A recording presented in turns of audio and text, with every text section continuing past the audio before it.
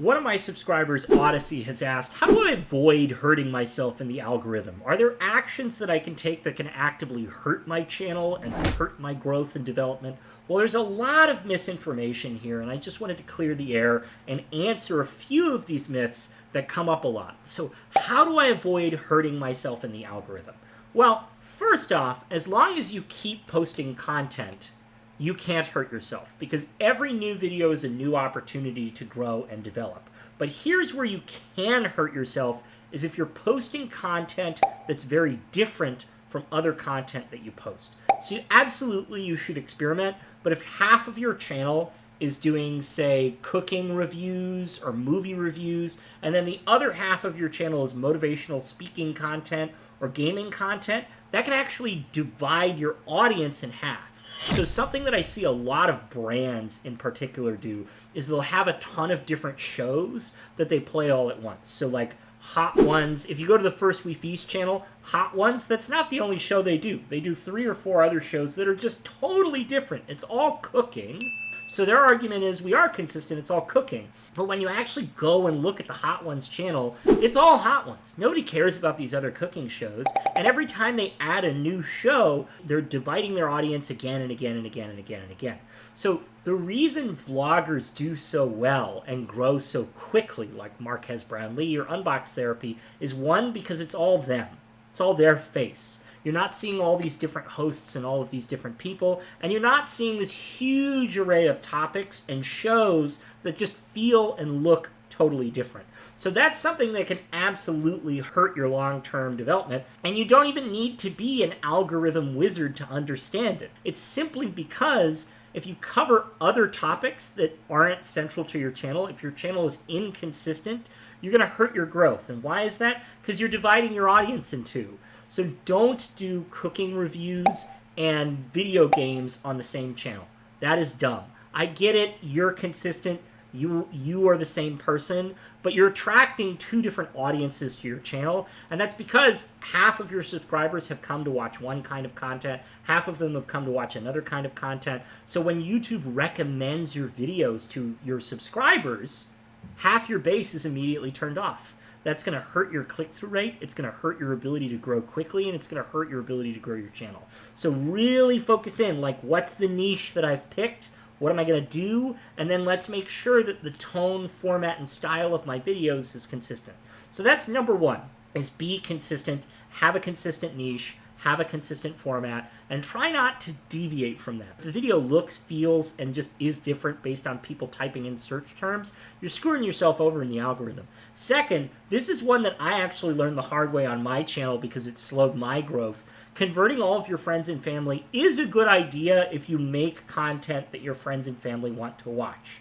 If you're making a lot of content, say YouTube advice like me, and you're really the only person in your friend group or your family group that likes watching videos about YouTube advice, you're going to hurt yourself in the algorithm. Why?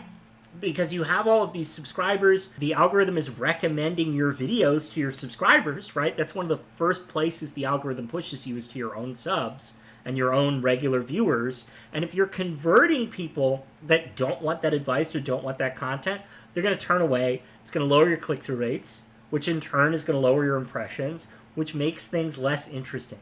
So that's the second piece of this, is when you're marketing or when you're promoting or when you're trying to get conversions, you want to make sure that you're reaching the right people and you're getting the right people to go and watch your content. That's really important because it can hurt your growth short-term and long-term if you're just converting the wrong people to your channel. Now, there was one question that I got from my subscriber who asked this question, which is, does deleting videos hurt myself in the algorithm? Yes and no. Long-term, it doesn't hurt you at all. But if you have a video that's getting views, people are clicking on that video, and then they're looking at suggested videos. And those suggested videos are coming from that video you watched. So let's say you have a really popular video, you're doing a gaming channel, and you have a cooking review that's really popular on your channel. It's getting like 100 views a day. All of your other videos are being suggested by that one cooking video. So if you delete that cooking video, you're going to lose all the views from that cooking video. And you're also going to lose all the suggested views, all the people who are clicking to your next video from that cooking video. So this isn't hurting you algorithmically, it's just how the system works. If I delete a video that a lot of people are watching, well, yeah, I'm going to lose those views, but I'm also going to lose the views that other people are clicking on other videos. Can you still delete the video? Yeah, keep posting content. As long as you keep posting content, you're going to keep growing. You just have to be consistent about the kind of content that you pick. You want to make sure you're marketing it to the right people. And then you want to make sure that you just keep making content. So yeah, if you have a video you don't like, delete it. It's not going to hurt you long term, but it is going to like shorten your views, lower your views in the short term. Another thing, let's say you post 3 or 4 times a week or once a week or whatever. You have a consistent weekly schedule. If you go from posting once a week to once a month, your growth is going to crate. It's going to absolutely fall off the charts. And why is that? Because you stop posting. You're not posting as much. The more videos you post, the more opportunities you have to grow and get views. So the less you post, the fewer opportunities you have to grow and get views. Now, let's say I want to post less because I want to prioritize quality over quantity. That's fine, but then you need to get way better at marketing and promoting that content, which means you're going to have to put more effort into promoting that one video that you do a month versus that one video that people keep coming back for 2 or 3 times a week. It doesn't necessarily hurt you algorithmically. Again, the algorithm is people. It's not that complicated to think about. This is all kind of logic loops, right? But obviously, if you start posting less, in the short term, you're going to get fewer views. Does that mean people are going to be more excited because you have a loyal following and they just want to see that one video because you've created like artificial demand? Yeah, sort of. But if you want my opinion, you need to be posting at least once or twice a week. That to me is the bare minimum to be a success on YouTube 90% of the time. Or if you're going to post way less than once a week, you got to promote the hell out of that one video that you're doing once a month. And if you're not promoting it, well, how can you expect to grow? Because you're not posting a lot, so the algorithm has no way of reading you. So yes, to answer your question, Odyssey, or Odyssey, however you say it, I love your channel, by the way, deleting videos, yeah, you're going to lose potential views from that video, and you're going to lose suggested views, but that's all short-term shit. Like, keep moving, keep publishing, don't worry about it. And then if you change your publishing schedule, so if you take a week-long break, the algorithm is based on recency. So the algorithm is more likely to recommend newer content. So if you take a break and there's no new videos, your content's going to get older, which means YouTube is going to recommend it less, which means you're going to have to kind of restart, get back into it, right? But again, that's not a systems thing. It's not an algorithm thing. You stopped posting. And if you stop posting, you're going to grow slower. So these are all things to think about. And essentially what I'm trying to say is I don't want you to worry about what the algorithm thinks of your content because you can't control that. Instead, I want you to think logically about how you're making your content. Because when you post videos, you're essentially building a staircase. And what is that staircase? It's views. You're building a views staircase. And I'll do a screen share right now on my own analytics and show you what my staircase looks like. It looks messy as hell, which isn't good. You want a much cleaner staircase than this. Here's a great way to look at your staircases. You filter not by daily, but by weekly. You go last 90 days. My channel's only been around for like a month and a half.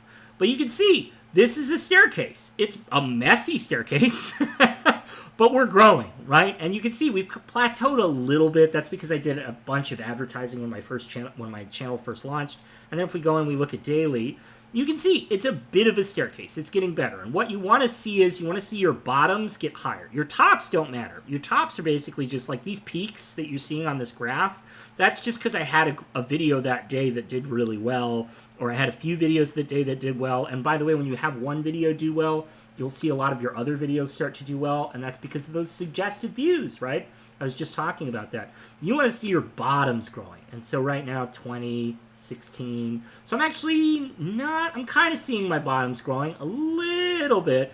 But so this is something that if I saw on somebody else's channel that wasn't mine, I would say, you're plateauing a little bit. You either need to make better content, more content, or you need to market yourself better. And by the way, I haven't done any marketing on this channel yet. So this channel needs to be growing a little faster than it is. That's something that I'm noticing in my views and my data right now. But you essentially want this staircase, and you can see I want to keep growing like this. By the way, why is there this big drop here? Because this week isn't done yet.